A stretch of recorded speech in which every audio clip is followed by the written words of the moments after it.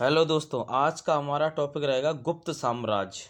आज हम गुप्त साम्राज्य से मोस्ट इम्पोर्टेंट क्वेश्चन देखने वाले हैं, जिसमें हमारा पहला क्वेश्चन रहेगा कि गुप्त वंश का संस्थापक कौन था। तो ये था श्रीगुप्त। तो आपसे बोला जाए गुप्त वंश का संस्थापक कौन था? श्रीगुप्त। अब श्रीगुप्त के बाद भाई अगला कौन आएगा? चंद्रगुप्त प्रथम। अब इससे क्वेश्चन देख लें। कह रहा गुप्त वंश का वास्तविक संस्थापक कौन माना जाता है? तो यह है चंद्रगुप्त प्रथम। तो गुप्त वंश का वास्तविक संस्थापक कौन था? चंद्रगुप्त प्रथम। नेक्स्ट क्वेश्चन देखते हैं। चंद्रगुप्त प्रथम ने कौन सी उपाधि धारण की थी? तो ये की थी महाराज धिराज की। तो चंद्रगुप्त प्रथम ने कौन सी उपाधि धारण की थी? महाराज धिराज ने। नेक्स्ट क्वेश्चन देखते हैं। गुप्त संवत की शुरुआत 319 ईस्वी में किसके द्वारा की गई? तो ये की गई थी चंद्रगुप्त प्रथम के द्वारा।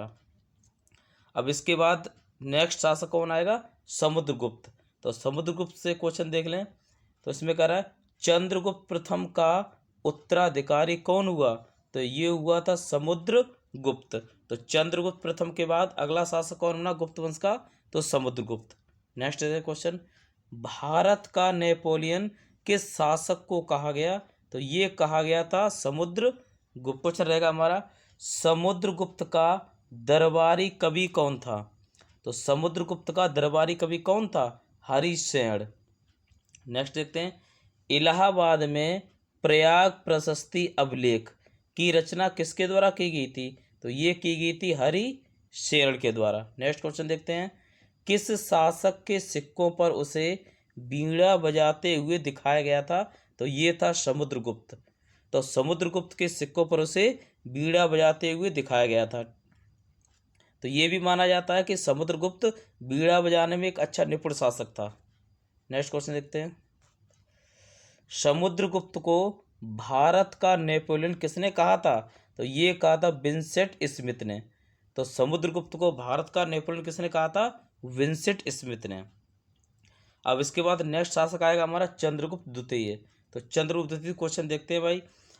इसमें कह रहा समुद्रगुप्त का उत्तराधिकारी कौन हुआ? तो ये हुआ था चंद्रगुप्त द्वितीय। तो समुद्रगुप्त के बाद अगला शासक कौन होता है गुप्त वंश का? तो चंद्रगुप्त द्वितीय।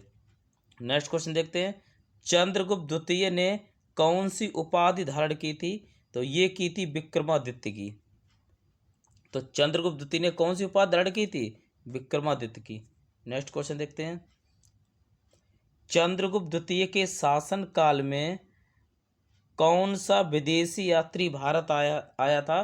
तो ये था फाहियान, जो चीन का रहने वाला था। ये चंद्रगुप्त द्वितीय के शासन काल में भारत आया था। नेक्स्ट क्वेश्चन देखते हैं। चंद्रगुप्त द्वितीय के शासन काल के समय संस्कृत के महान कवि कौन थे? तो ये थे कालिदास। नेक्स्ट देखते हैं।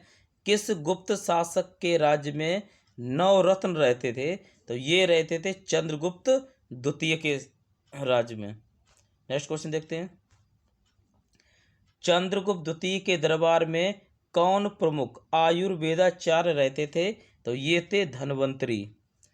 नेक्स्ट देखते हैं। नालंदा विश्वविद्यालय की स्थापना किसके द्वारा की गई? तो ये की गई थी कुमार गुप्त के द्वारा। तो नेक्स्ट क्वेश्चन हमारा रहेगा हूणों का आक्रमण किसके शासनकाल में हुआ था?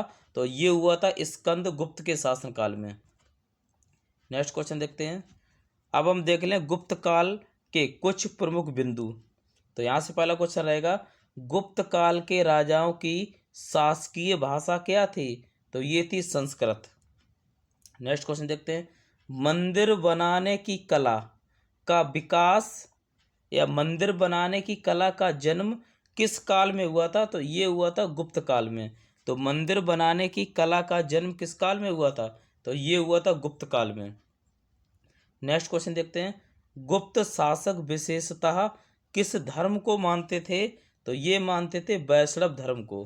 तो गुप्त जो शासक थे वो किस धर्म को मानते थे? वैष्णव धर्म को। नेक्स्ट क्वेश्चन देखते हैं।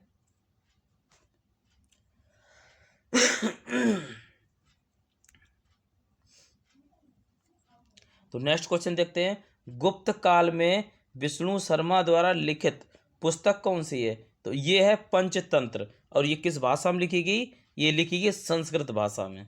नेक्स्ट क्वेश्चन देखते हैं, भानुगुप्त के किस अभिलेख में सती होने के प्रमाण मिलते हैं? तो ये मिलते हैं एरड़ अभिलेख में। तो भानुगुप्त के किस अभिलेख में सती होने के प्रमाण मिलते हैं? तो ये मिलते हैं एरड़ अभिलेख में। नेक्स्ट क्वेश्चन देखते हैं, सांस्कृतिक उपलब्धियों के कारण गुप्त काल को क्या कहा गया? तो ये कहा गया था स्वर्ण युग। तो सांस्कृतिक उपलब्धियों के कारण गुप्त काल को स्वर्ण युग कहा गया। नेक्स्ट क्वेश्चन देखते हैं, आर्यभट्टियम एवं सूर्य सिद्धांत नामक ग्रंथ किसके द्वारा लिखे गए थे? तो ये लिखे गए थे आर्यभट्ट के द्वारा। नेक्स्ट क्वेश्चन देखते हैं, अजंता की गुफाओं का निर्माण किस काल में हुआ था? तो ये हुआ था गुप्त काल में। तो अजंता की गुफाओं का निर्माण किस काल में हुआ है? तो ये हुआ गुप्त काल में। नेक्स्ट क्वेश्चन देखते हैं, भीतरी अभिलेख किसका अभिलेख माना जाता है? तो ये माना जाता है स्कंदगुप्त का। तो आज के हमारे गुप्त काल से ये कुछ मोस्ट इम्पॉर्टेंट क्वेश्चन थे। अगर हमारा वीडियो अच्छा लग रहा हो तो कृपया इसे लाइक करें, शेयर करें तथा चैनल को सब्सक्राइब भी करें। जय हिंद।